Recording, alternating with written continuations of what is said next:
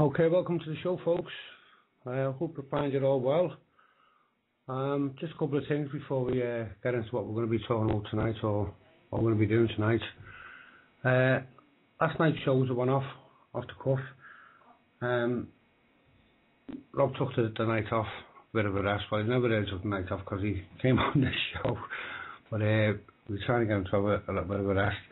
And Dee popped up, and we were talking about, Lisa and I were talking about prophecies from Bible, ancient scriptures, and Dee just happened to pop up and come on air with us, and it was a roaring success. Got some great feedback from it.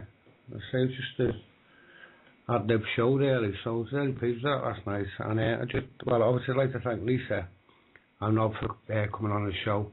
And my friend Muad'Dib for coming on as well. I'm sure he'll be popping up.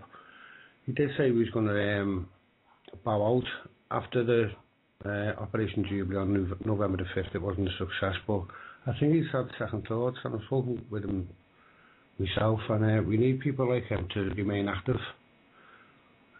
He's got a great influence, so I think he's not going to go into retirement as such yet and go fishing. I think he's going to stay with us for a while, which is good news.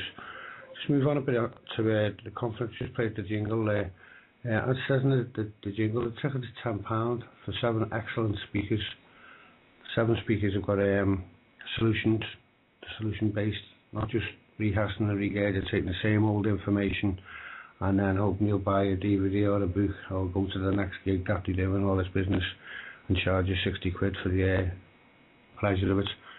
These are genuine speakers who've got genuine solutions for the problems that we're facing in all areas, actually, from law and the debt enslavement we're in, and that we're put into the actual traitors that are in charge of the country, not just now, but have been for the last 40 to 50 years. So there's no excuse here. It's in the Britannia Hotel, Didsbury, Manchester. Not that far from most people. £10 a ticket, 7 great speakers.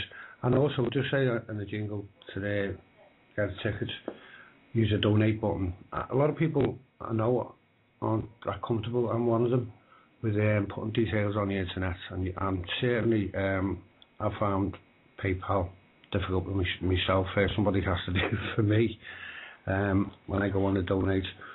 So I'm sure if you contact any of the hosts, the likes of myself, Prisoner, at criticalmassradio.co.uk, or just go onto the web page and go through and contact either Paul Giovanni, the station manager, or any of the hosts, and you'll be able to obtain tickets, I'm sure, if one of us can arrange it. I'm sure there's some way, so there's not just a donate button.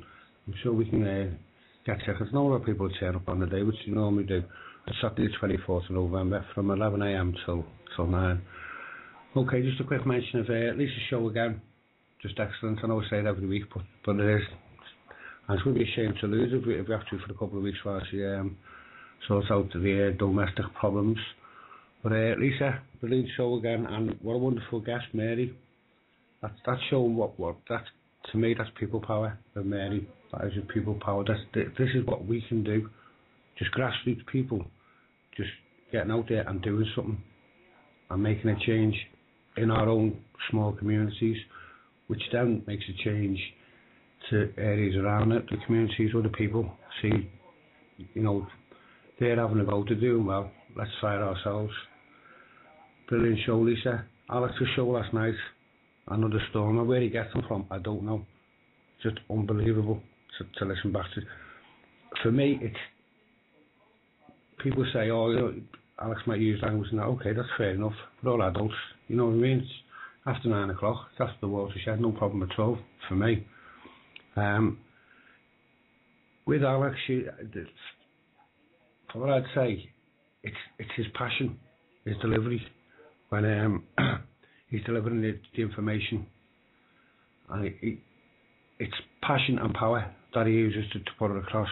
But it's also backed up by knowledge and integrity. It's not just rants. I've said it before. Listen to the shows, listen to the contents of the shows.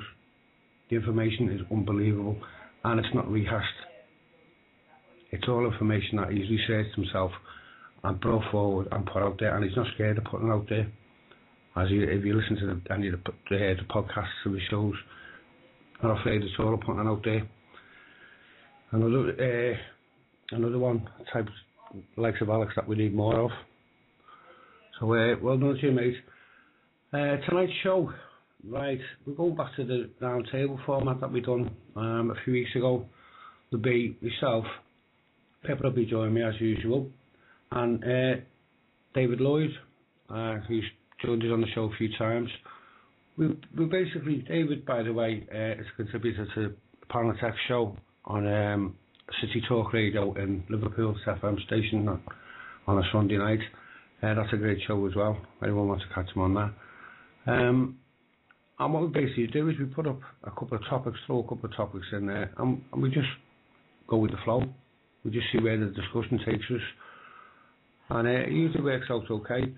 But while we are talking about different topics and subjects, if anybody wants to call in, I did say this last night, if anybody wants to call in, they're quite welcome to call in and get involved, either ask questions or contribute to the discussion.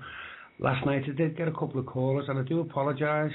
I don't know whether it was a technical problem on my side or the callers got a little bit fed up. The longest one waited was about 3 minutes, and I know it seems a hell of a long time if you're waiting 3 minutes to get through on a radio station, but if you bear in mind 3 minutes is a song, you know, and there's bits and pieces that we have to do behind the scenes in the studio. So I know it does seem like an age when you're waiting like 3 minutes, 4 minutes, but just bear with us if you do call in, and I will get you a call, definitely. It might take me a few minutes, but I will get you a call if you do call in, and you're quite welcome to. Okay, that's what we've got on for tonight. Say it's just basically an open forum again, round table just talk. But there is one main one that we are going to be discussing tonight that I had never heard of up until this afternoon when David brought it up, conversation on air with Pippa and myself, and it's the phenomenon of the black-eyed children. Now, obviously we're not going to go too much into it now because I've only had a few hours to actually look myself and research a little bit. David seems to have got a handle on it, so we'll go into that. But it is a weird, it's a weird thing that's going around. I was going to say phenomenon again. It is a weird thing that's going around, but it seems mainly in the States. But we found a couple outside the States, and Pippa just sent me a link to earlier on to a case in Ireland. So we'll discuss that. I'll throw a song on, and then after that I'll bring Pippa on and David as well. So I'll see you after this one. Okay, welcome back, folks. Hello, Pippa, are you there? Hi, George. Good evening. How are you? Okay? Good, thanks. How are you? I'm fine. Dave, you there, mate? Yes, I'm here. Thanks, George. Okay, welcome to the show, David. Welcome to the show, Pippa, again. Okay, all right, Pippa. Hi, David. I think we were going to open the discussion tonight with a little update on geoengineering. Pippa, you've done a little bit of research on, haven't you, and got some documents? Well, there's a really good website called whatdotheyknow.com, and if you type that into Google, you'll come up with the website. And on that website is basically a really easy way to find out what your MPs have been doing and what's been discussed in Parliament. There's a search button, and every so often, if you want to see what the parliamentary chatter is on a certain topic, you can just type in search. So I typed in geoengineering and found that recently Lord de Morley had been to at the Convention on Biological Diversity and was doing a report back to the House of Lords, I think, or the House of Commons. I don't know which one. Actually, I'm just looking at it, doesn't give any details, but he's a whip in the House of Lords. And within his little speech, he referenced geoengineering. So I went and had a look at the Convention on Biological Diversity, and it sort of meets every year, and it looks at different aspects of geoengineering, of course, not at all citing that it's happening, but looking at the research of it. So I went to their website, which is, let's have a look, it's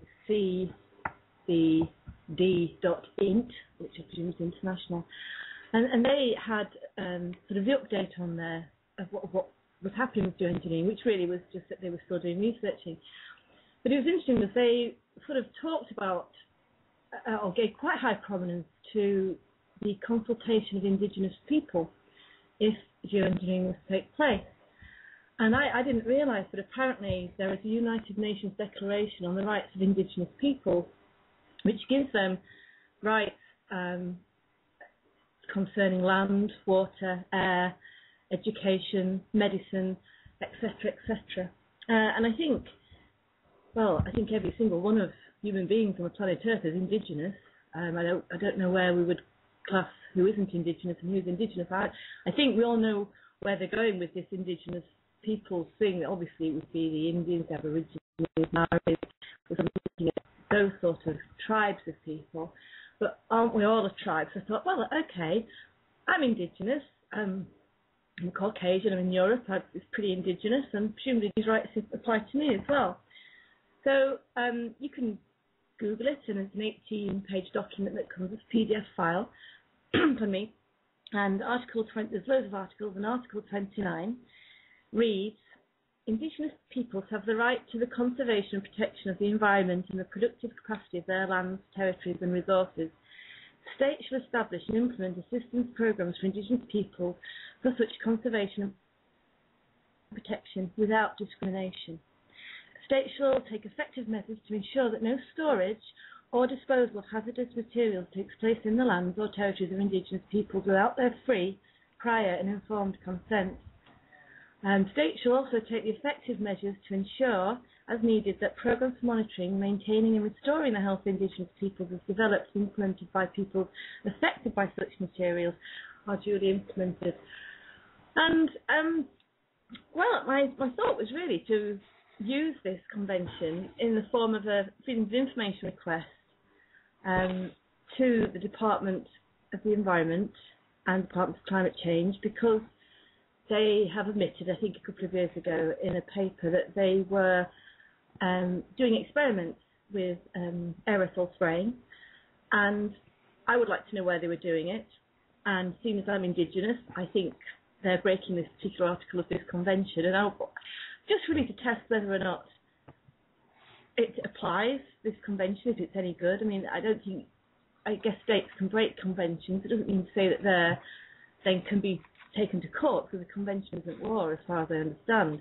But even so, I think I wasn't aware this convention existed, and if we all start using the tools that they give us to throw back at them, I think that's really a positive thing to do.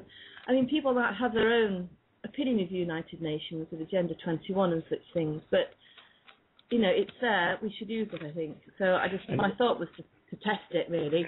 But it's there, but how many people actually know about it? Pippa, this is the thing, you see. I mean, you're the only person, and I'm involved with different Facebook groups, some that are set up to do with chemtrail and geoengineering, and I didn't even know about it myself. This is the first I've actually heard of it. Well, this afternoon when I spoke to you. So you passed the information on to Olga Racker, who's very big in the geoengineering movement. Didn't you say that this afternoon? Yes, I should pass it on to her. I haven't. I think maybe Olga might be aware, but I don't know. I doubt if she is aware, because if it's been on a website where it's not really in the mainstream, is it? Not unless you're going out your way off the mainstream to look for something.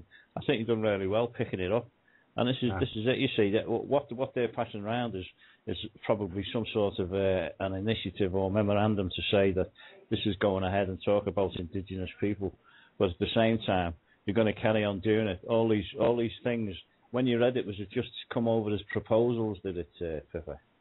Rather than actually going ahead, it was just proposals. Yeah. What happened was the United Kingdom government, our government, and the government of Norway put some money in a pot to do some research for the Convention of Biological Diversity. And that was just published recently.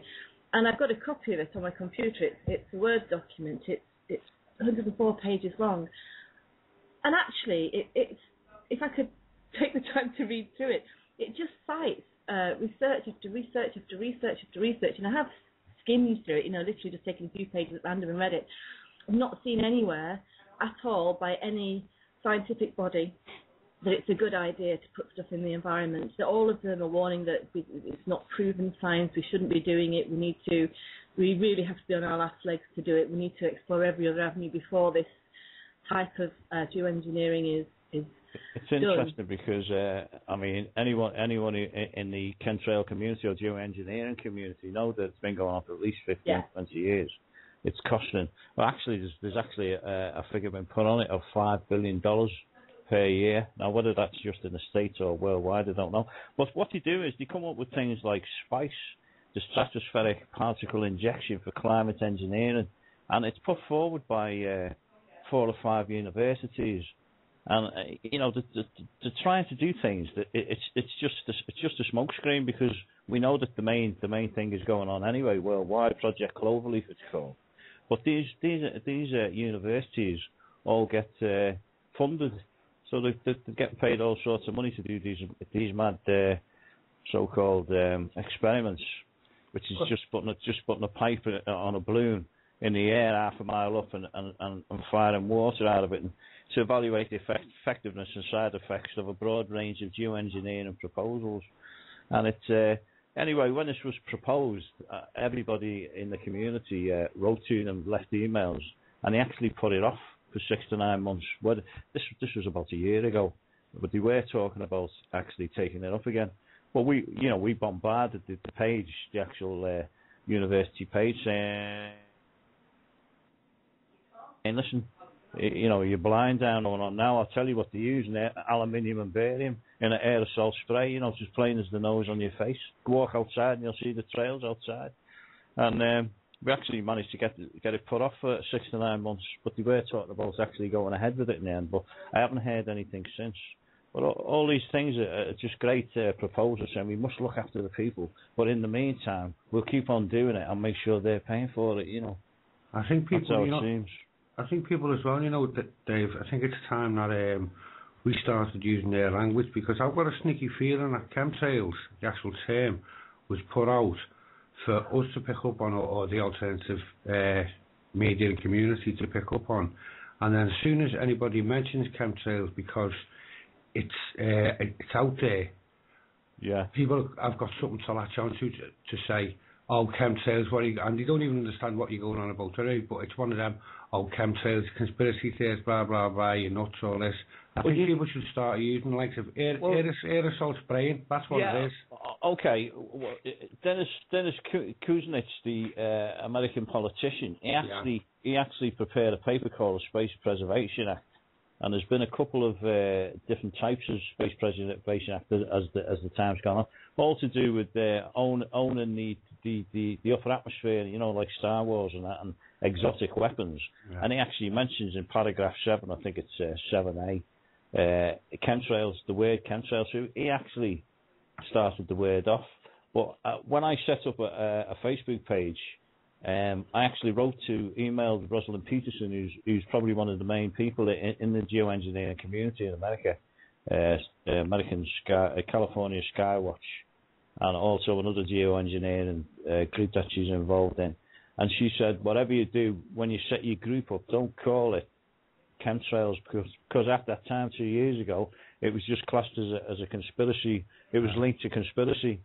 And so it didn't. So I named mine Celebrities Against Aerosol Spraying and Weather Modification, which I think I'm going to change again, because it seems to exclude too many people. We've only got 700 members, and we should have a couple of thousand by now. But all we're doing is trying to spread awareness. And as you say, it is aerosol spraying. So people can latch on to that more, can't they? If you say to somebody, chemtrails, they're a bit confused. You say it's aerosol spraying from airplanes. That's basically what it is. To spray in the atmosphere with aerosol, and then you can go into the whys and wherefore after that, can't you? As a lead up. Sorry, Dave. Go on now. The term that we use now is persistent contrails, persistent contrails or persistent trails, aerosol spraying trails. Yeah, but I mean, most people know it as chemtrails. It's the common language, isn't it? But I understand what you're saying. But It's no longer a conspiracy. It's on the group that I run on the celebrity page. Anybody can join, and I've got the files, the PDFs, the paintings, everything to back it up. This is a celebrities against aerosol spraying and weather modification. You have to put them in the box. Anybody can join, and if you look in the files section, it must have. There's that much stuff. It'd take you 3 or 4 weeks just to wade through it. But all the different patents, the wheres and wherefores, there's many different programs going, weather modification programs going on in America at any one time in separate states. Now, some of these weather modification programs are just for local crop industries, maybe to create rain or to create snow.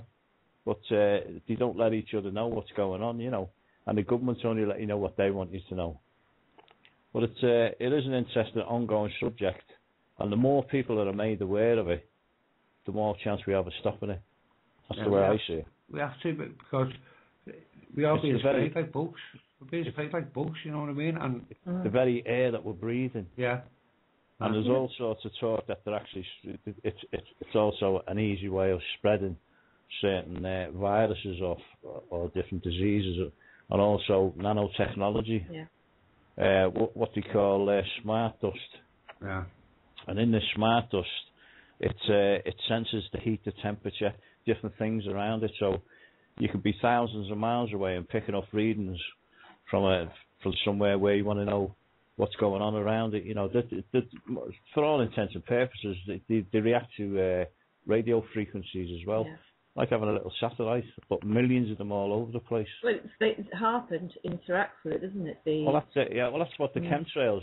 That's what the chemtrails used as a focusing mirror. They actually bounce off the chemtrails. They use the chemtrails to bounce it around the world. And there's not just one HAARP facility. There's HAARP facilities all over the world, making it like a matrix. There was a really interesting interview with Barry Trower, who is an ex-government. He's the microwave man. Yeah. Paul Rippon had him on his show a couple of weeks ago. I would urge everybody to go and listen to that. It was an eye-opener of a show.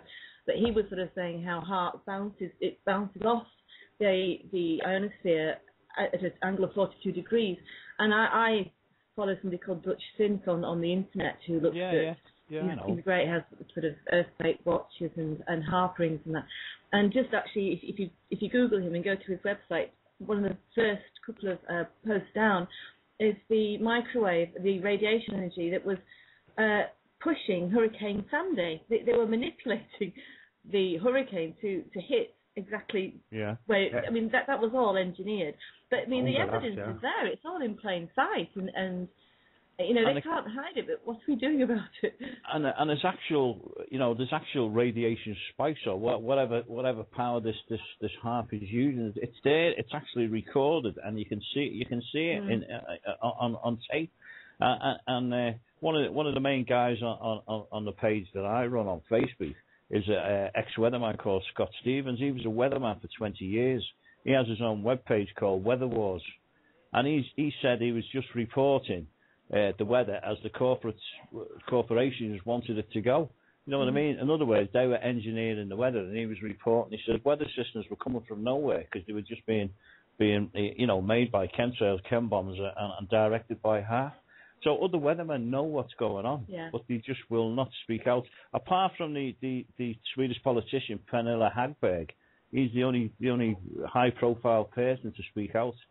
Although in the group, we have got a couple of American actors and actors, and Jim Core from The Cause is in our group. Maggie Clark, the local girl, she's in our group. There's quite a few, but it's all about awareness and trying to get the word out and let people know. And it'll muster in for that. And probably the most important thing is if you go to the Chemtrail Project UK on Facebook, Olga Raffa and Alex Longman have drawn us this directive, which is probably the most important thing, but a template to Sentient MP to let them know. Because I honestly think the politicians are completely out the loop. You know what I mean? And it's like somebody wrote to me today talking about Greenpeace. Greenpeace don't seem to want to know. Well, I actually wrote to Greenpeace, and I got a letter saying that chemtrails was just a conspiracy. So, but it turns out that Greenpeace are funded by their own people, Yeah. Greenpeace has totally been taken over by the Communist Party. That's where a lot of the communists, when Russia broke up, and his name was Patrick Moore. He was one of the founders, not Patrick Moore as this guy in Nice, from Patrick Moore. And it turns out they're funded by the wrong people now, doesn't it? Yeah, they said they moved out because the communists moved out when Russia, Soviet Union broke up. They're looking after whales and dolphins while the whole world's going down a pan. They're not even doing that now, Dave. They're totally politically orientated, i.e., the old communist system from the breakup of the Soviet Union is now the Greenpeace, and it's a party in itself. It's not a political party, but it is politically motivated. It's moved right from one extreme to the other. Well, the funny thing was in Liverpool, in the square, and you know where the fountain is in Wellington. Is it Wellington Square? Yeah. By the theatre there, there was actually Greenpeace had 4 or 5 tables. So I went round and I thought, this is my chance now. You know, find out what they know about the spraying and aerosol spraying, chemtrails. Not one of them on the 5 tables knew anything about it, never even heard of it. And I said, you haven't heard of it? And, you know, they've got things, save this, and you know, the ice caps and this, that, and the other. So I said to this girl she looks like I think she was a French student. She said that they were doing a lecture that night on fracking. So I thought, well, that's geoengineering as well. I'll come along and have a look at that.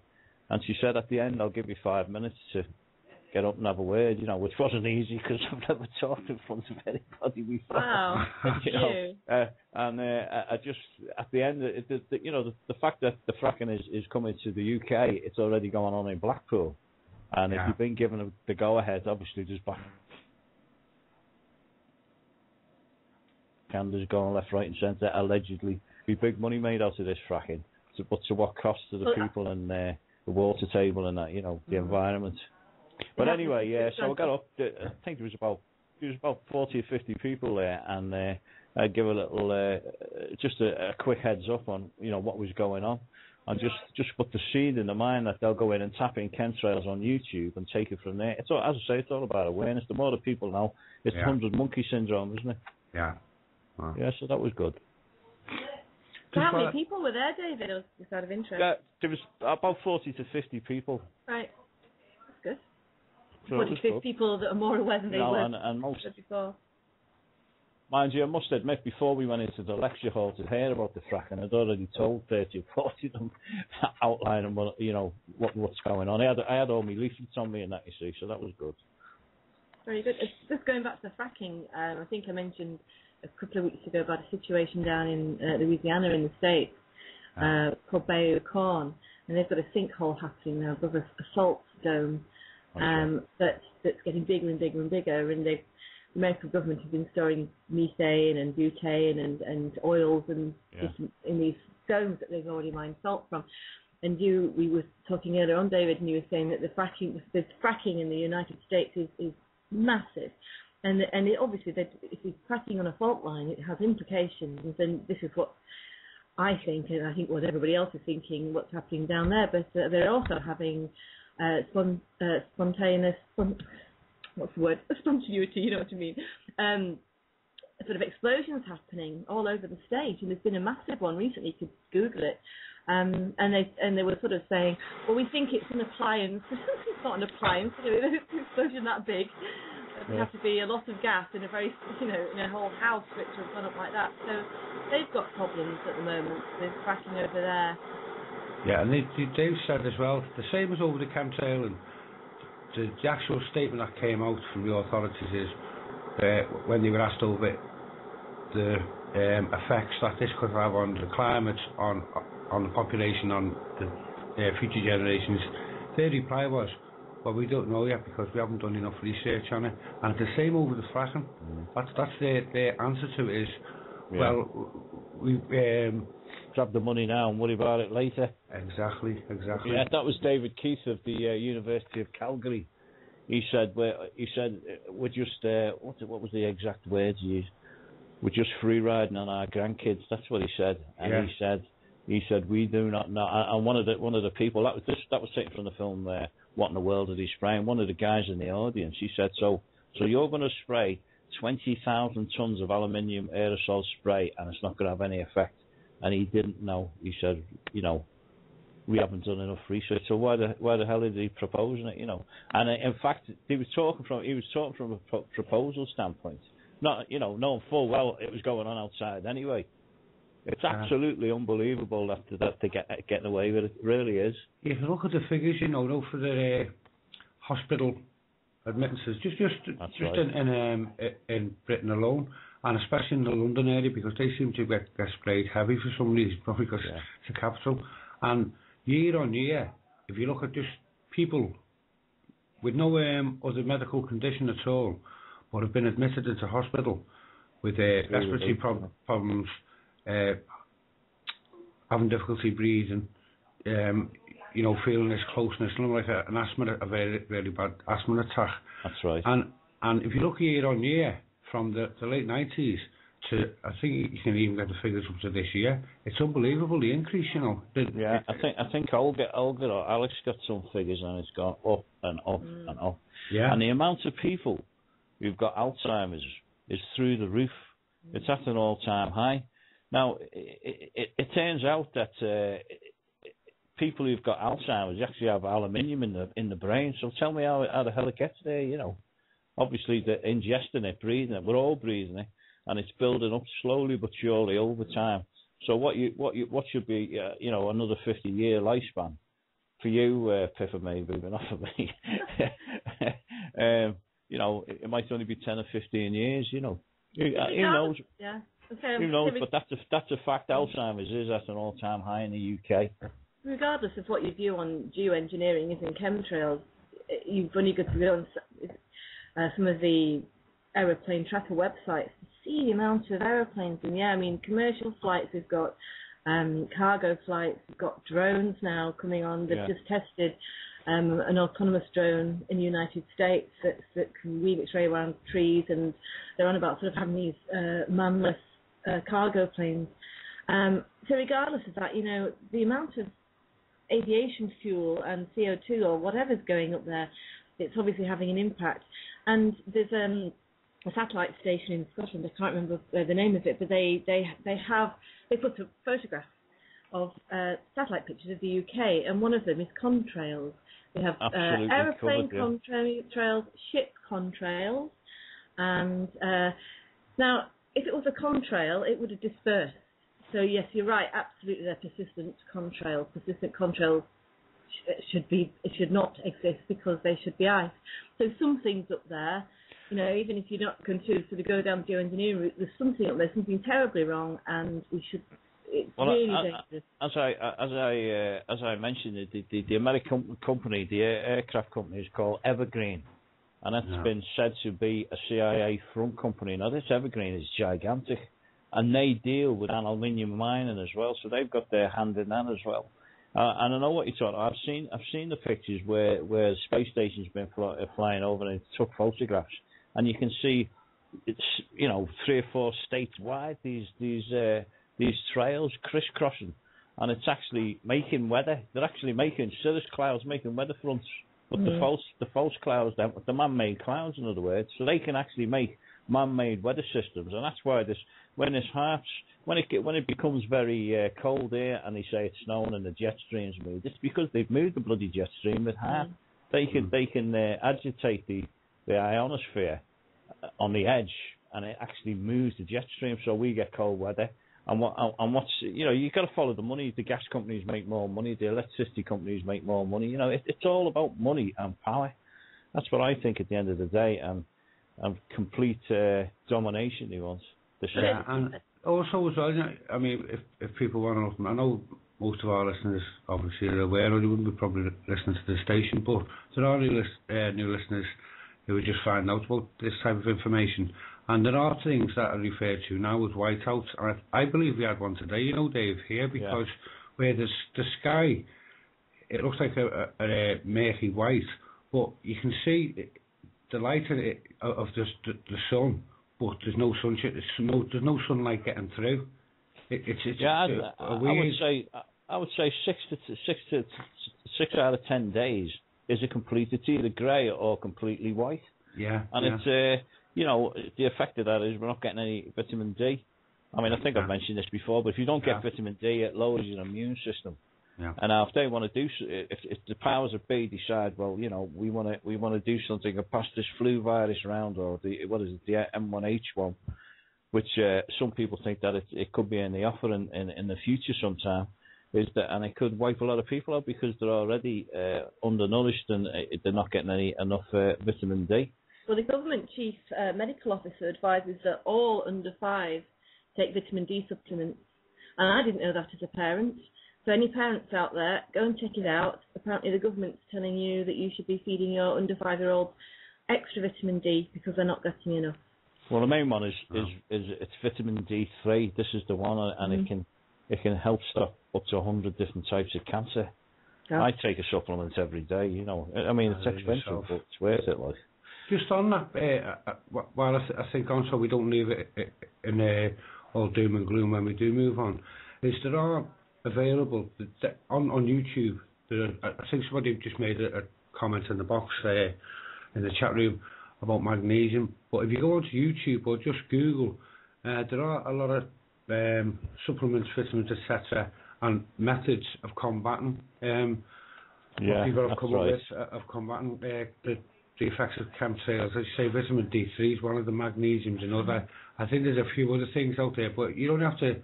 To actually get rid of the supposed because you're actually ingesting particles. You see, is that clay stuff? What's it called? Is it cellulite or something? Silver coloured. Colloidal silver. I can never say that. Yeah, well that's another thing. You've got to get the ribbon formed and all that. I mean that sounds expensive. Yeah, I think they was. I think we're back in there. Colloidal silver. It's supposed to be one. Yeah, and also colloidal silver is one.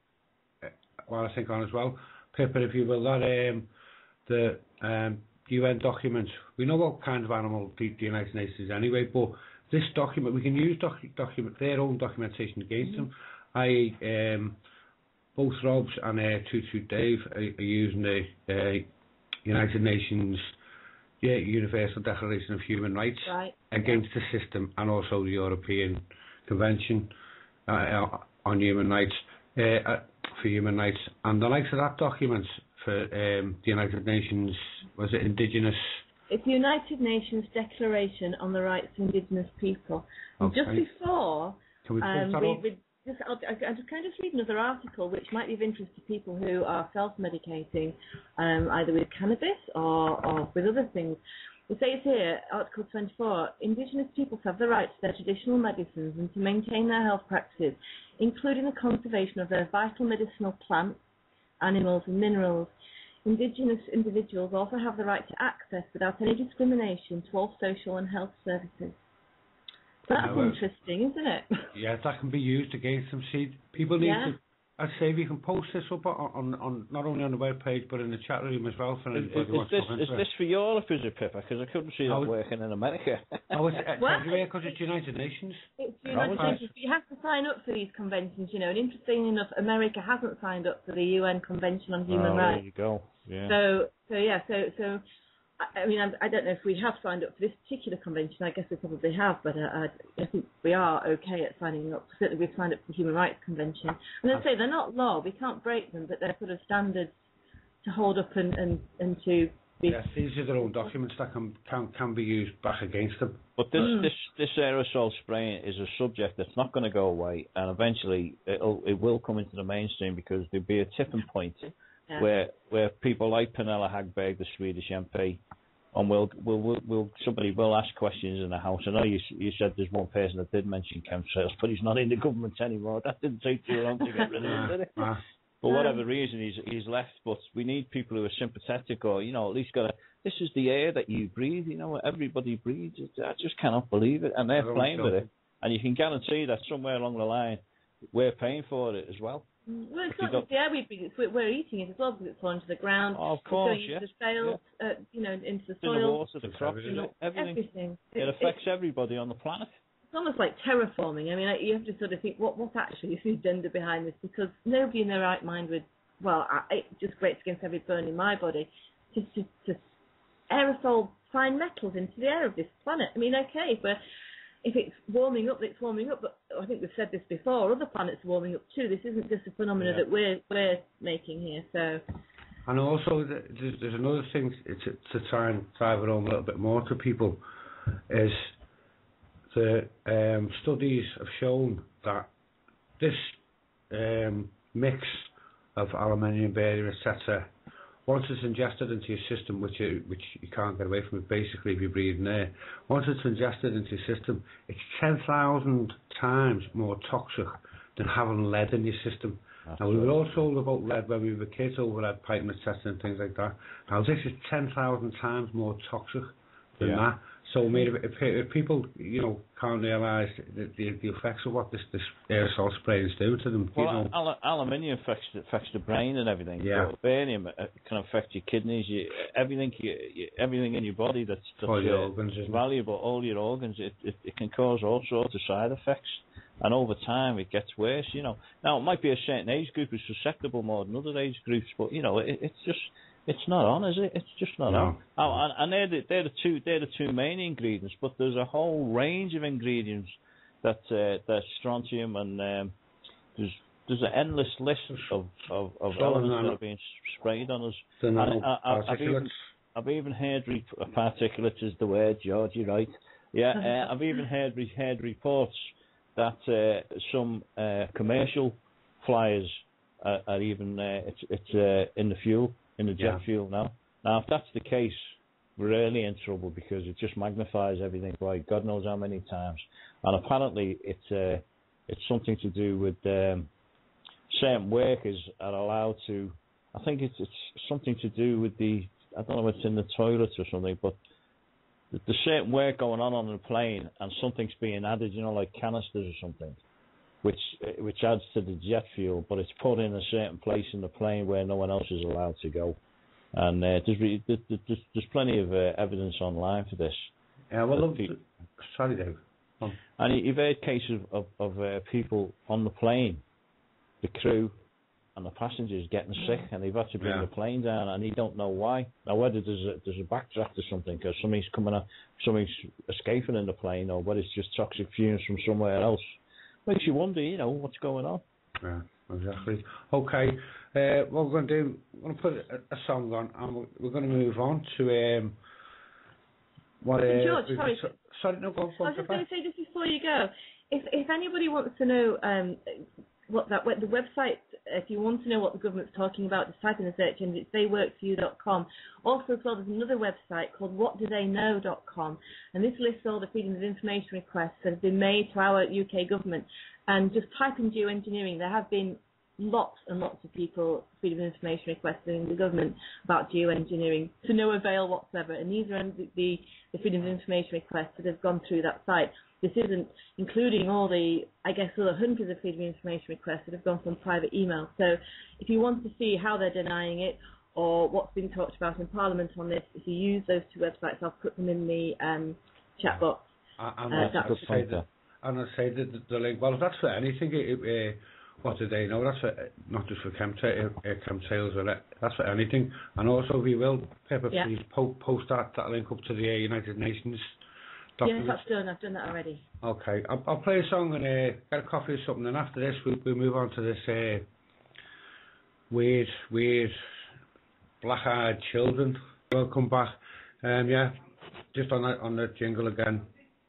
I do say you get the tickets via the donate on PayPal on the webpage, but I'm sure we can make some arrangements if people get in touch. Get in touch with me, prisoner, at criticalmassradio.co.uk. I'm sure we can make some arrangements for people to get tickets where they just don't have to go into the site. Right, we're going to move on to what we put in the blurb earlier on today for the show tonight. And this is the phenomenon of the black-eyed children. I'll just give a little outline to it, and then I'll let Pippa and Dave expand on it in particular day because he brought his father's attention. I'd never heard of it until this afternoon. Apparently it started in the late 1990s, although there are reports going back further than that, but the main report started to come about in the late 1990s. At first people thought it was an urban legend.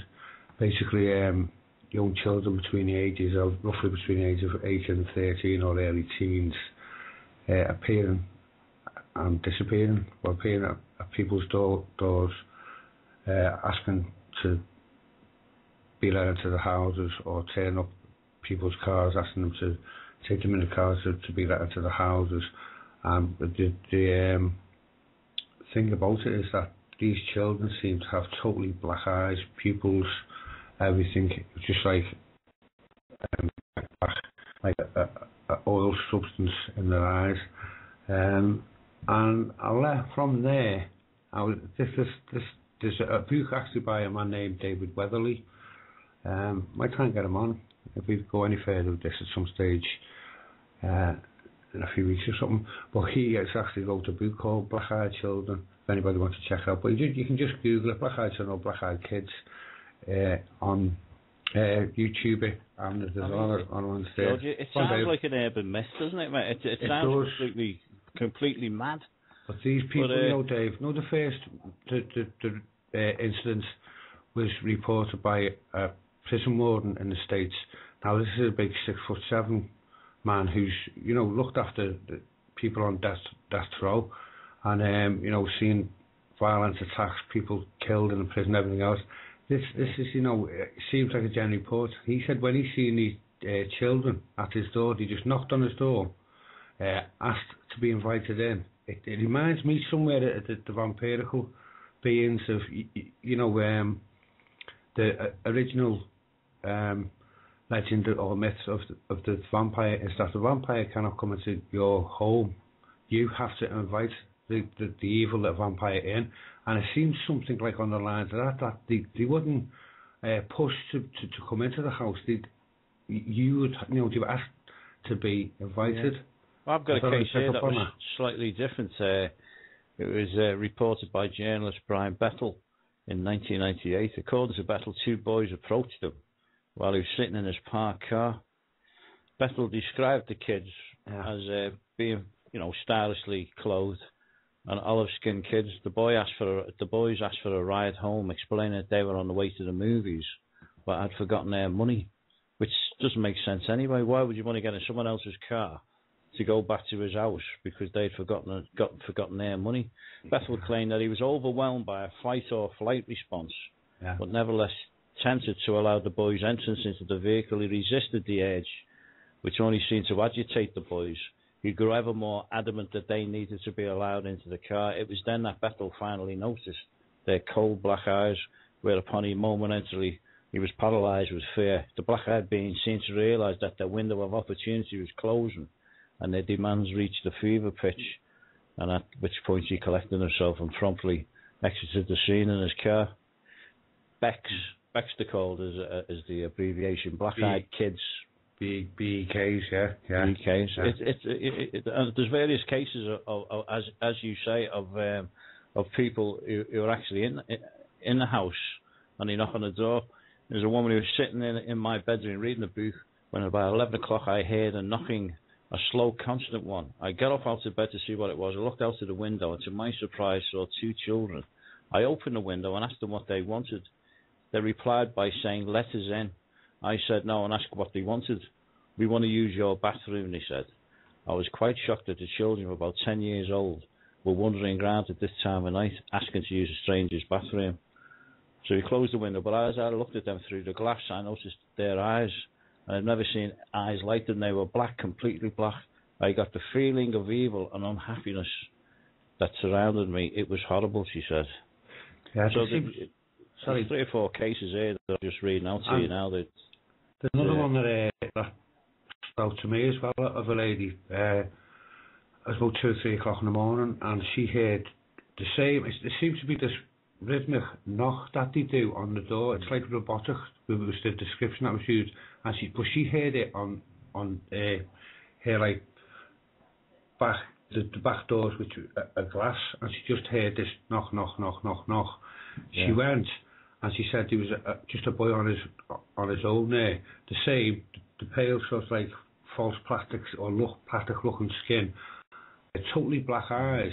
But she said the shocking thing was he was standing on the balcony of the third floor apartment. She panicked. She called security. The security came up. The child had vanished. But they said, no, we're based in the car park, which is at the rear of the apartment. She said, you know, there's no way that he could have got up there on your balcony. They're like narrow balconies, if you will, no, just basically for plants. But he was standing on that balcony when she seen him, and it's like a similar thread of what happens when these black-eyed children or kids appear. You know, it's the same MO all the time. It's very mysterious. There's another case here of a kid on a skateboard, 10:30 at night. I stopped to take a rest when I was approached by two kids, one with blonde hair and a baseball cap pointed, and a skateboard painted all black on the bottom. The other was slightly less intimidating, as he looked to be around 8. He had blonde hair and was also wearing a Spider-Man shirt. The older one spoke to me, but he had his head hanging low. Hey kid, can you help us? We're lost. We need to use the phone. Can you take us to your house? I looked at them and immediately felt dread and despair. I stood up quickly, sensing something was wrong. Oh, you can use my cell phone, he said to the two kids. But the older kid seemed annoyed and looked at me in the eyes. It was only then I noticed that his eyes were black. There was no corneas or anything. It was just totally black. Hey, cool contacts, the kid on the skateboard said. Where did you get them from? That's what he said to the two kids with the black eyes, thinking they were black contact lenses and they were messing around. They're not contacts, he said flatly. So anyway, he turned round and he started to ride, but the older kid caught up with me and grabbed my shoulder. You will let us use your phone. We need to go inside, but we can't if you don't take us to your house. It was at this point that I hit him in the face and ran up the stairs to my house and shook for hours later when I was on the computer. I looked outside my window and the kids were staring at the window. I told my mother, and of course she didn't believe me. So they stuck around for a bit, you know. So what do you reckon to all this, Pippa? Do you reckon that alien hybrids or what?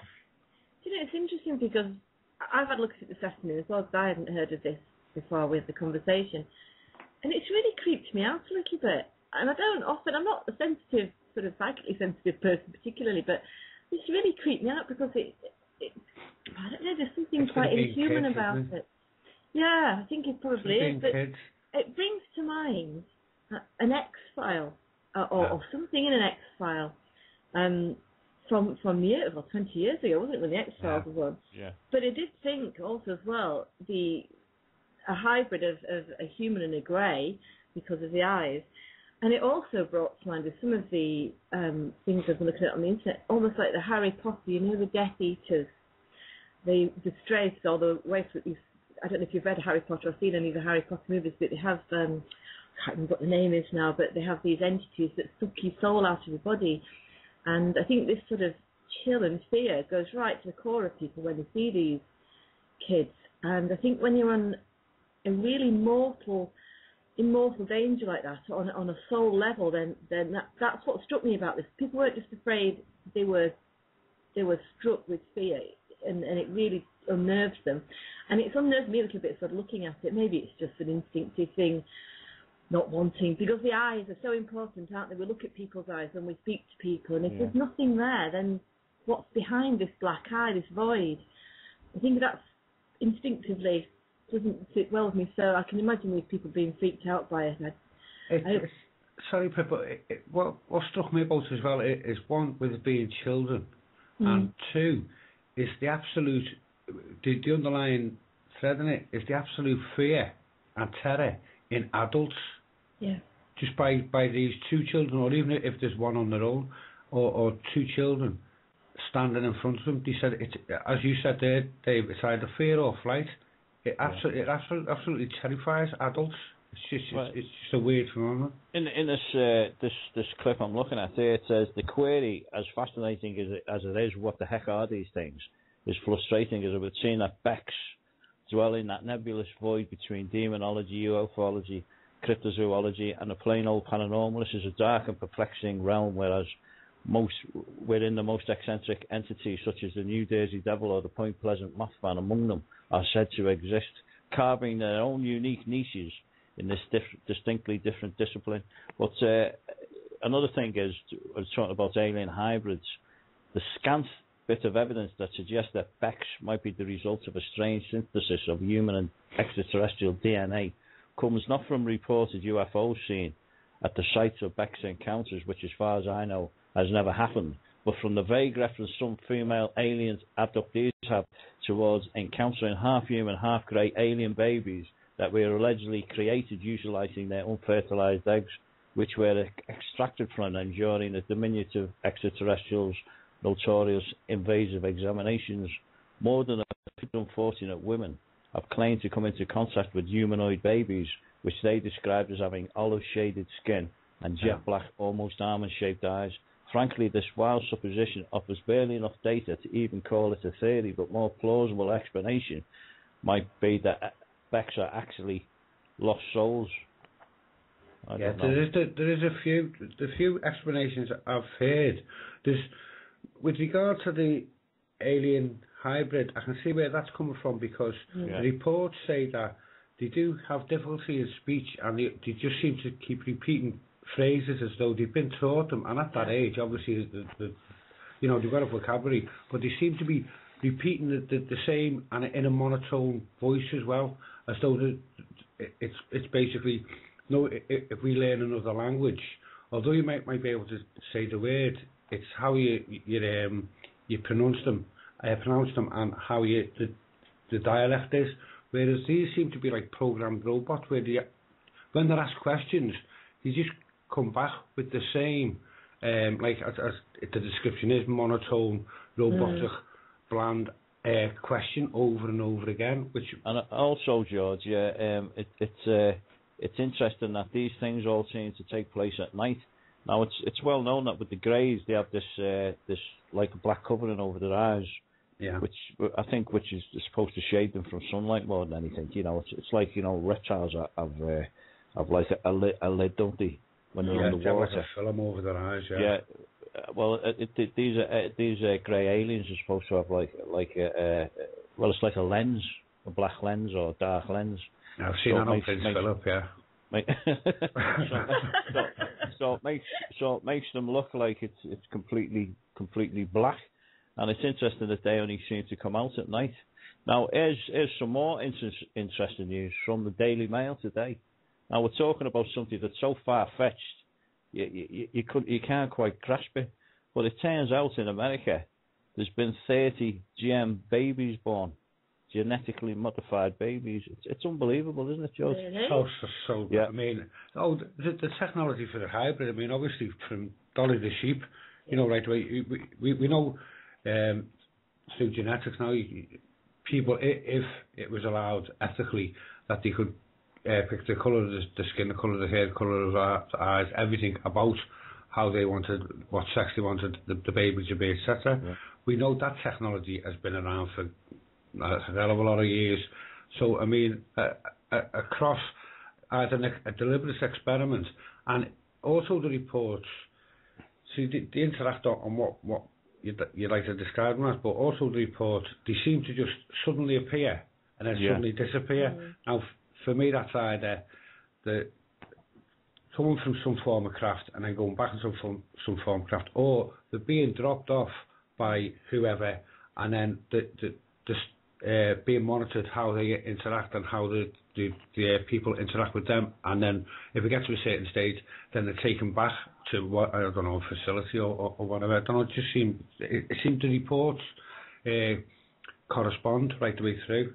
Did you ever see that video online where kids were playing in a street? I think it was the early hours of the morning in Brazil or somewhere, and he kicks the ball and he goes chasing after the ball, and this alien arm comes from behind this lamppost and tries to grab the kid, but the arm's must have been about 4 foot long. Tries to grab the kid. The kid sees what it is. It's an alien.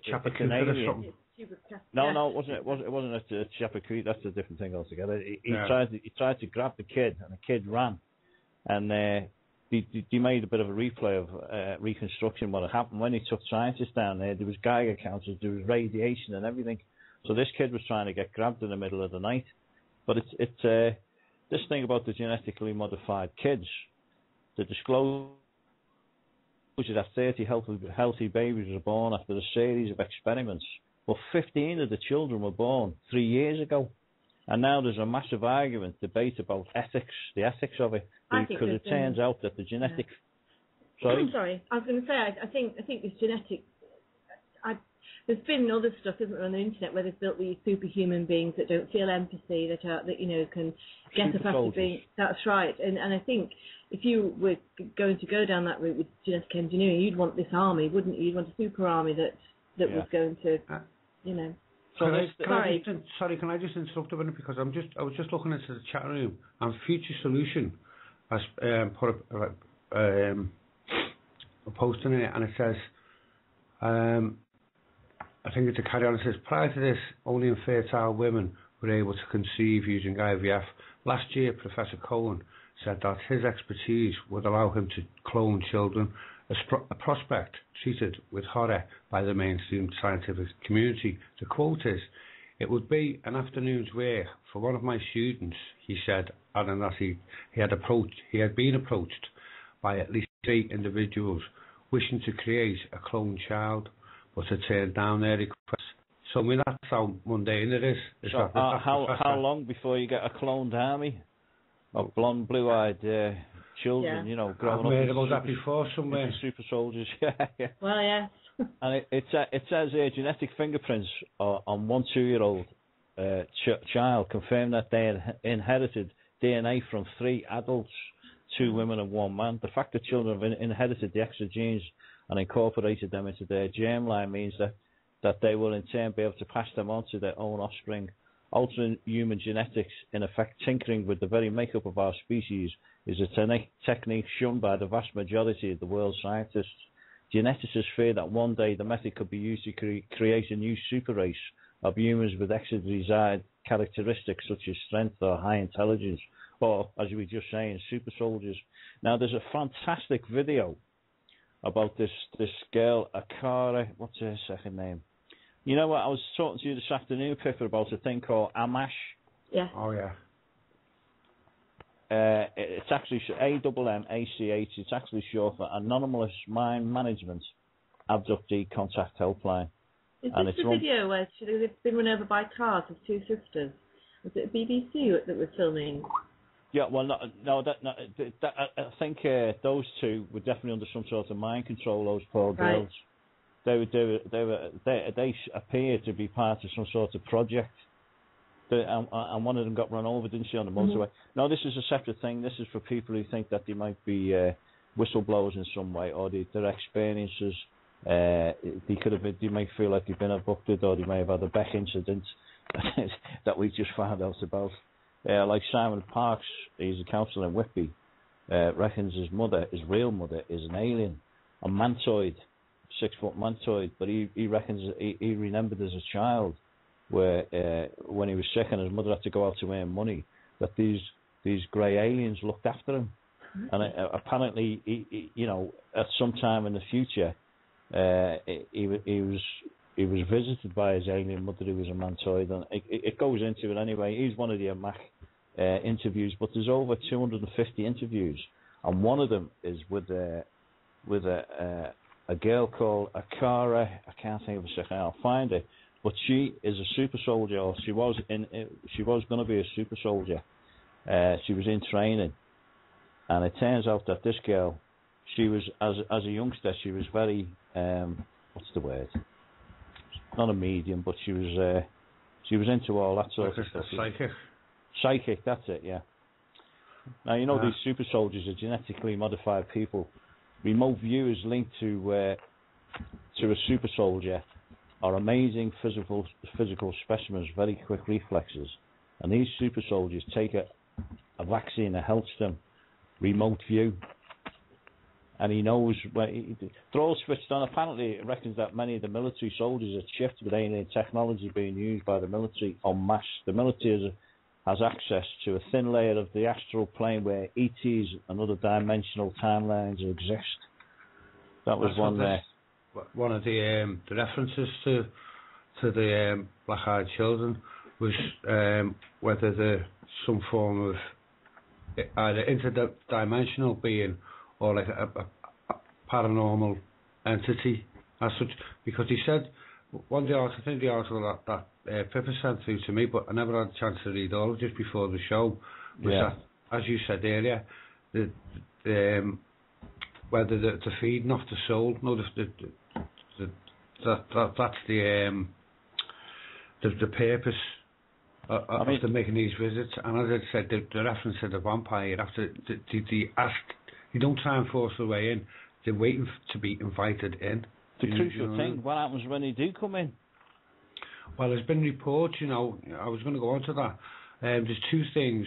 One, you mentioned the Mothman prophecies earlier on.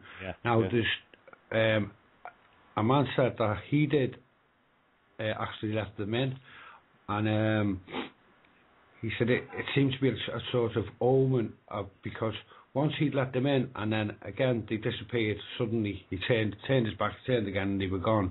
He said, but after that, obviously you have to take these reports as you find them, that his life basically changed for the worse.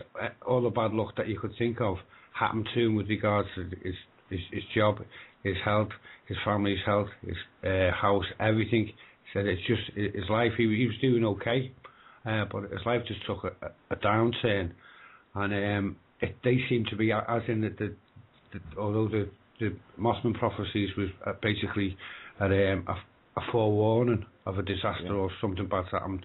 These seem to be an omen of what was going to happen, but it was sort of as though they were connected to what was going to happen. They were, or a result of their visits, or him allowing them in, that all this bad luck began to happen. But and I think as well, I'm sure I've been out with a couple of them man told, when I've had my beard goggled on. I'm sure. You know what? I'm trying to find this bit of information on this girl, but I know I can. Oh, there she is. Alara Blackwell, her name is. I befriended her on Facebook. So she was a bit psychic, as you said. I couldn't think of the word. She joined the Marines Corps as a trainee linguist. As a teenager, she was sensitive and was interested in remote viewing and telepathy. She found that her training was different, not getting the same vaccines as other soldiers. She was put on a separate course and got other sorts of shots and would be pulled from class to do intel checks. She also suffered from mind control blackouts. It turned out they used her when she was asleep, and she'd go into the astral plane. And she said their main training was done when she was asleep, doing military ops where she would see things and report back. And what she'd do? She'd take this certain set of shots, but also guys in the field would be would have a certain marker, and she could in the astral field, she could go to this guy in a war zone and actually be his eyes for him, looking above, and what he'd hear in his head, he would think it's his own thoughts, but it's actually Alara Blackwell giving him the thoughts. Don't go that way. There's a soldier there, or there's a bomb waiting to go off. And then she could report back to the officers and give them all the information. It's amazing, and her story is actually on YouTube. I'll put the link up there after. They've been working on the astral level for a while, because I know that when some of I've read some books by remote viewers, and when they've gone to, say, Russian or Chinese facilities, they're actually met with the equivalent of sort of watchkeepers on the astral, where they can't enter anymore. So they're protecting their facilities on that sort of level as well. But what they also have now in warfare is a device that can preempt somebody's emotions. So if you're in an area and somebody's about to shoot a gun or be violent, then presumably there's a gauge somewhere. I don't know. I think I read about it in Nexus magazine. So it must be true. But they take their references from other publications, and it was interesting because it almost, at that point, were you working on another level? You're out of the physical level, you're into the psychology level, you're into the astral plane, you're onto that next level up. And I suppose to all intents and purposes, if you've got, you're using information on that level, then physical war isn't necessary. You're talking like psychological, spiritual warfare at that point, which is maybe sort of coming back to these kids. If you had an army, God, if you had an army of children, I don't think you'd find any adult that would be willing to go and fight and kill a child. So that would be, quite alarming, I think. I mean, to me, what I've heard and seen online of these so-called BECs, black-eyed kids, it does smack of alien hybrid to me, because some of these women, there was a case of 2 lesbians in America, and they lived in the middle of nowhere, on a farm, and this woman felt that something was happening during the night, and yet her partner was obviously asleep next door. And a couple of weeks later, she found out she was pregnant, which was impossible, because they're living together. They weren't seeing anyone else. And she knew that she was being taken overnight. And yet the girl that she was with was sitting right, was asleep, didn't move an inch. Anyway, she went to the hospital, got checked out. There was a baby. And then about 6-8 weeks later, she was taken again, woke up the next morning, no baby. So obviously it was a shock to everybody concerned. She wonders what's going on. I'm pregnant one minute, I'm not the next. I've had no insemination. So anyway, turns out about 9 months later, she's abducted again, taken to the child on a spacecraft, given this child. It's half alien, half human, a hybrid. Now whether the baby had black eyes, I don't know. But so there's a case for it, like. And obviously, if the hybrid is thinking half alien. Whatever the agenda they might have at the time. Well, they're only, manipulating the genes as we are. I mean, we've had these 30. The thought went through my mind. Actually, poor kids, poor kids.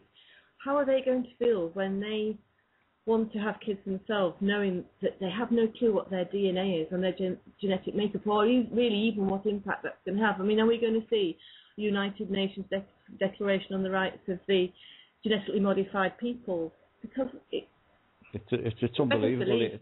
I think there's been stuff put out there on that, Pippa. This is where the contention was over not actually cloning the kids, but genetically, as according to the phrase you use, where I say you could pick the colour of the baby's eyes, his hair, etc., and what have you. And I think there was legislation that they said, how do you legislate for this? Because it's basically it's off the shelf child. And if you start cloning, if you actually clone children, where does that leave it morally or ethically? They were talking about just think on. Just looking at the chat room again. Future Solution has posted that link up. The Daily Mail article, Dave, and also Sudden Chris has commented, which I agree with. If anybody wants to know about any of the type of the stuff we're talking about, Rich Planet, Richard D. Hall is excellent. His website and his show. He's a good friend of our Ben and Pamela. He was in Liverpool. I was supposed to meet him myself, but I never got there. Richard D. Hall's very, very good on there, and there's a couple of things getting posted up. I've seen Richard D. Hall at the... Yeah, that was... I've seen Richard D. Hall at the Actual Politics Conference. Really nice man. And he's one of these guys, if you get to the bit between his teeth, he goes out and chases the story, looking for the proof himself. He doesn't just sit back. He'll go out and finally find out what's gone on. There was a case, the case that I actually covered, the Actual Politics Conference, just getting off the main subject for a minute, was I think it was 1,200 sheep disappeared overnight. And there was no possible way that these sheep could have disappeared because the gates were locked. And obviously, if you're moving 1,000 sheep through a set of gates, there'd be all sorts of sheep droppings, and there'd be wool on the side of the on the side of the trees and everything. You know, there'd be the traces that they'd actually been moved. Plus, you would have needed it was either 4 or 5 double-decker removal lorries, and the noise of the sheep didn't even disturb the owner. It was only 100 meters away in a cottage, and he tried everything to find out what's happened to these sheep. But there's been UFOs spotted in the area, giant-sized UFOs. So God knows what's happened there. That's another story. But he chased it down and he asked all the witnesses, and he still haven't come up with any viable excuse. The actual story itself, as you say, does sound as if it's way out there. But when you look at the possibilities of it, of say if it is hybrid alien or some form of genetic experiments, and the seeing how these children interact when they're put with the public, with the general population. I mean, that to me is feasible. That to me, I would not put that beyond any of what they already. Well, wait till you hear this. Apparently, there was 3 people accused: the farmer and his the people who helped him out, and they were accused and taken to court. But the case was dropped because there was obviously no evidence against them that they'd done anything wrong. And to this day, they're still trying to clear the name. They lost the jobs. You had to move out of the area, but they never got prosecuted because there was no case against them. These sheep just disappeared. Anyway, but that's by the by. But the fact that the world's first genetically born babies are actually 3 years old, so they've kept hold of that story for 3 years. And you know as well as I do, governments want certain things and they want it done in a certain way. They'll have a whole army of people who will probably shift in some way. The brains, the consciousness will be changed and everything. As you said, they won't be able to think for themselves. They'll be given suggestions or thoughts to do what the elite want them to do. I can see it happening. I could see that happening.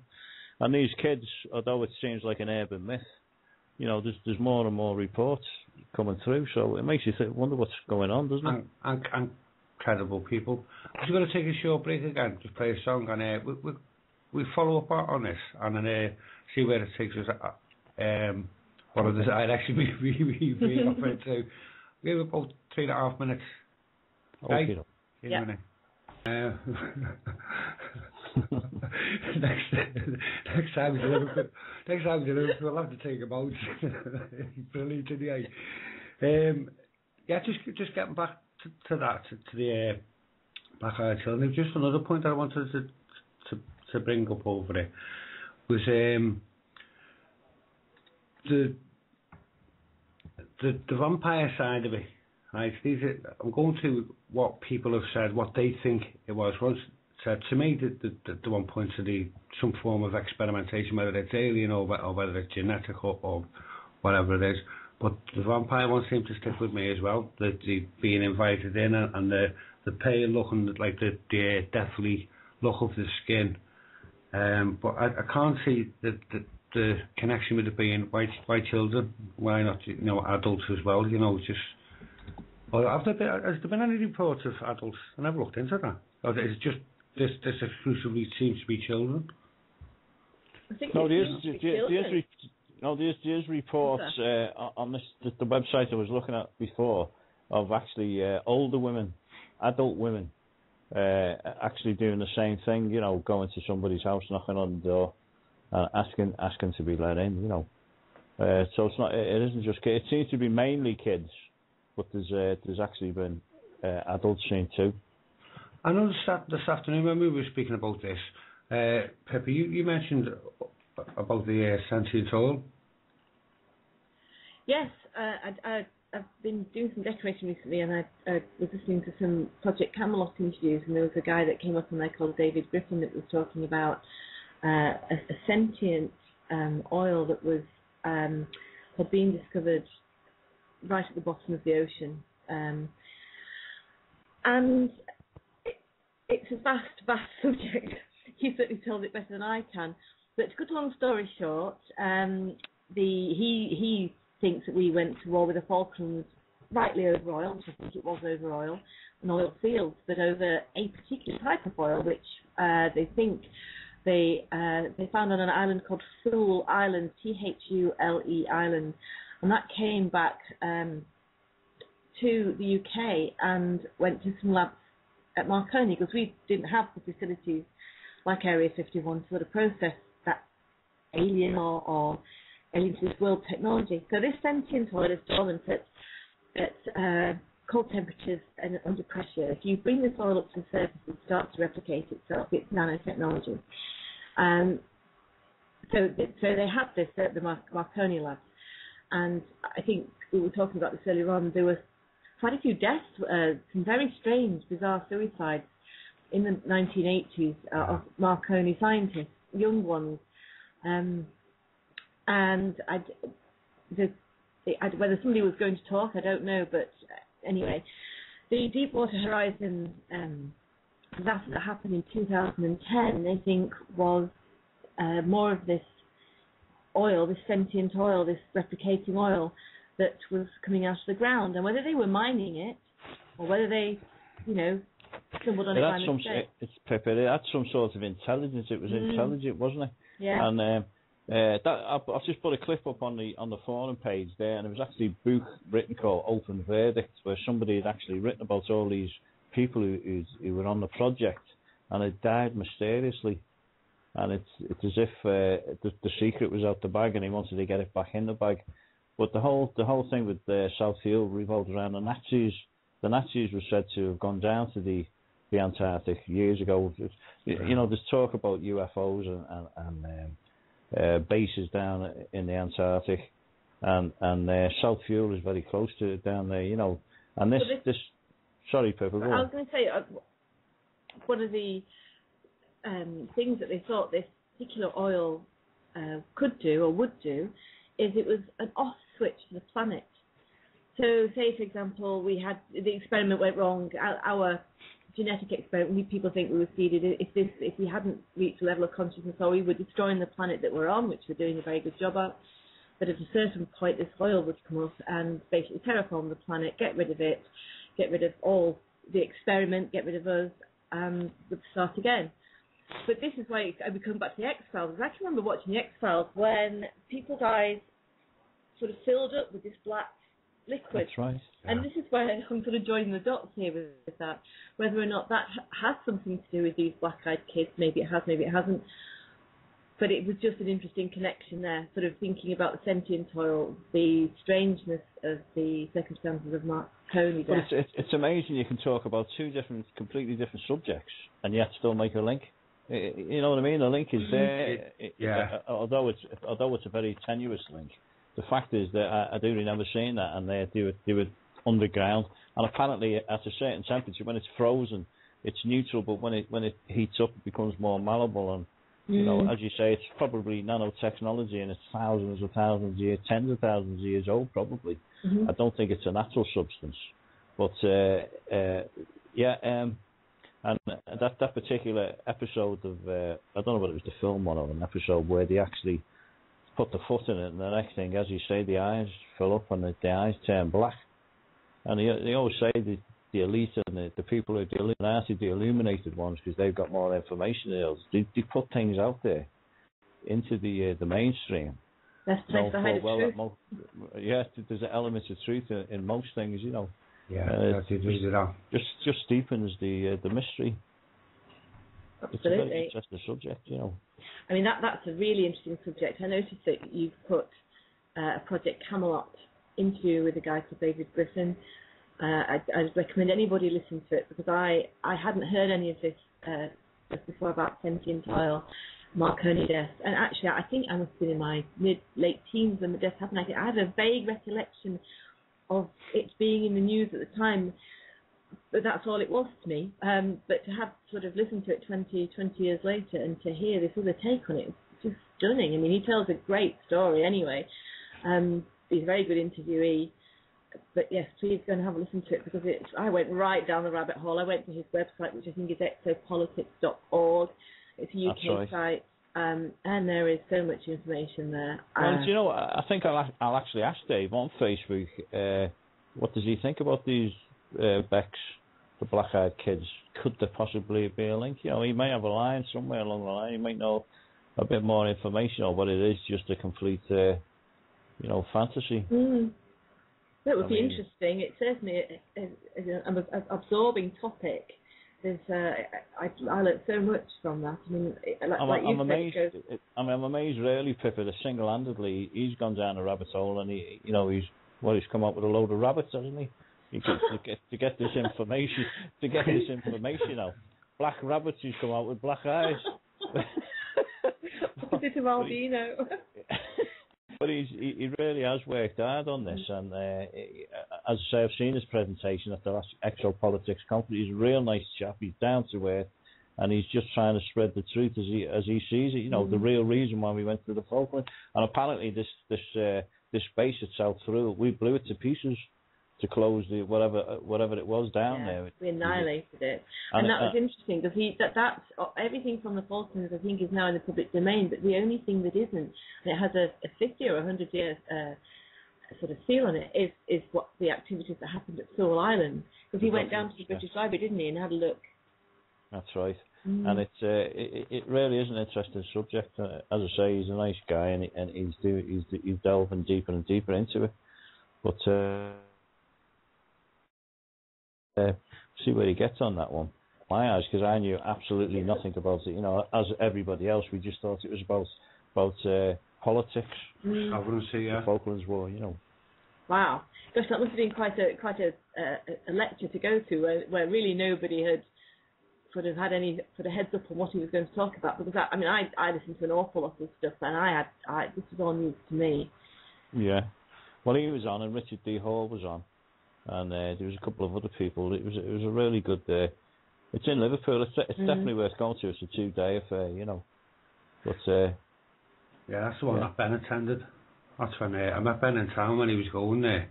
That's right, Ben. I met him there. I've met Ben a couple of times. He's a nice guy. He wanted to do an interview with me, but I was busy doing something else at the time. Yeah, he's great, Ben. He's great. His show's on the Hapamo show.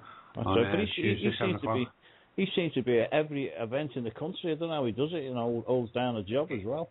He does, yeah. He gets around everywhere, Ben. He's always going to the different conferences and talks, etc. He's actually one of the speakers on our conference, Dave. Yeah.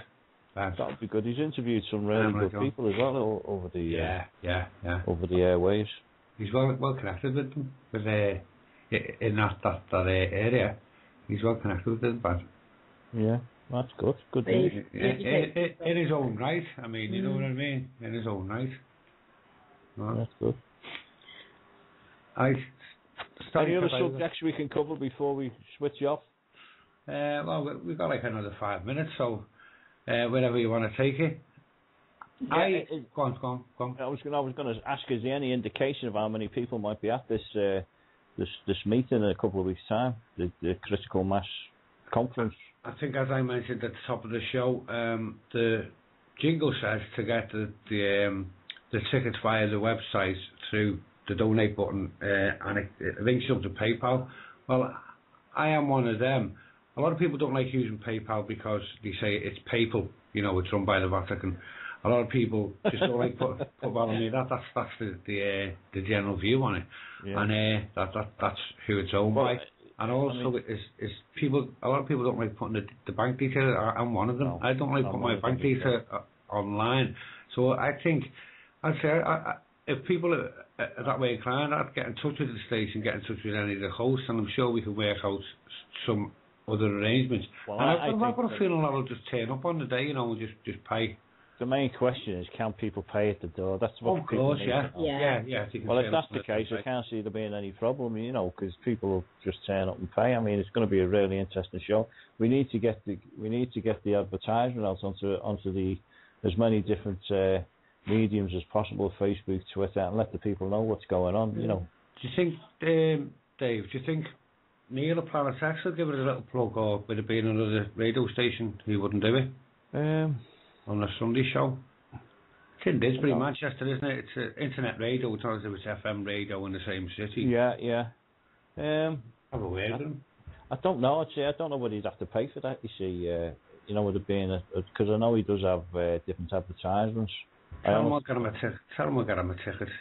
He could be my guest. No, but I tell you what, if you put the advertisement link on my Facebook page or on Skype here, and I'll put it on Neil's page, and I'll just say, is there any chance of a yeah. Can you do that, please, Pippa? It's only 30 seconds long, isn't it? I'll get it to the wider. Yeah, see, if I do it, it could end up anywhere if I do it, I know. I'm best leaving that either with Pippa or Lisa. You know what I'm like, Pippa, it'll end up... You're not safe, are you? No, not really, not with computers and that, no. Any technology, actually. You know what I mean? So we've covered quite a bit tonight, haven't we, really, if you think about it. We're trying to save the atmosphere. We're talking about aliens, hybrids. There's proof that GM babies are being born, so God knows what they're doing in these underground bases, whether it's in America or Portland Down. You know, they're tinkering with all sorts. That's just come to mind to me, if you remember the film. It's with the genetically modified or cloned babies, I should say. Was the film called Soylent Green? Soylent Green, where people... Soylent Green. Charlton Heston. Yeah, that just came into my mind now. Where at the end of they find out at the end of the film that Soylent Green is the people being farmed, and it's cannibalism. They're eating they are the food, the people food, aren't they? Yeah. The food source. The people are the food source, right? You know. They'll actually eat each other. Well, I'm sorry. Go on, Dave. I was going to say so. What's going to be at this thing? Is it just going to be a conference, or is it going to be stalls and people selling books and magazines? And stuff like that. You know. Yeah, you will get that. You'll get the merchandise from the speakers, I should imagine, and other types of merchandise. There will be books, DVDs, CDs, etc. There always are on this type of event, isn't there? Yeah. No, I'll mention it to Neil. I'll get that link. I'll stick it up and I'll say, listen, Neil, is there any chance? Yeah. And, tell him I'll see him to a ticket and a couple of pints if he wants to come over. Yeah, I will do. I mean, it'd be good to network with them, George, because you might be able to do something. You know what I mean? It's a good show. Listen to it. It's a good show, and with yourself contributing to it as well. Yeah, it's a good show. I'm going to have to wrap up. I'm going to have to leave it there. It's been a fascinating couple of hours as usual with the two. Yeah, it's gone quick, hasn't it? It does. As I say, you just drift on down different avenues, don't you? And you know, it's wherever it takes you. I like that type of format where you just to throw something in the middle and then just start discussing it. Well, that's what it's all about, isn't it? It just leads to different ways, you know, and it's obvious that yourself and Pippa have got a vast knowledge on different subjects, you know, and it's nice to probe how much you know on certain subjects, you know what I mean, and what you don't know, we can fill each other in. Like, I had no idea about these becks till a couple of weeks ago. I didn't have any idea until this afternoon when you mentioned it. There's always something comes out the woodwork, George, isn't he? I know, yeah. Especially when I'm calling you Alex. Oh, yeah, Alex this afternoon, yeah. I don't know if you take that one. Whether you thought you were talking to Alex Longman. Or if it's Alex out of the AZ show then. But anyway, we're going to have to wrap up now. So, thanks about it, Pippa. Thanks as always. And you, Dave, please. All right, Pippa. Good night, Pippa. Nice to see you again. Good night, Dave. George, I'll speak to you again soon, mate. We've got to sort that transport out to get down there, but we'll come. I've got that sorted. Mate. I'll speak to you off air about that. I got that sorted this afternoon. That's great. We're on it for a lift. Great show tonight. Anyway, thanks very much. Thanks to all the listeners listening and the comments in the forum. It's all great stuff.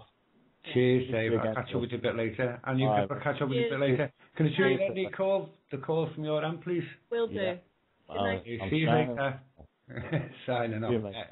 See you later, Dave. Yeah, great show. I love that. I love that format. It's just I'll just go with the flow.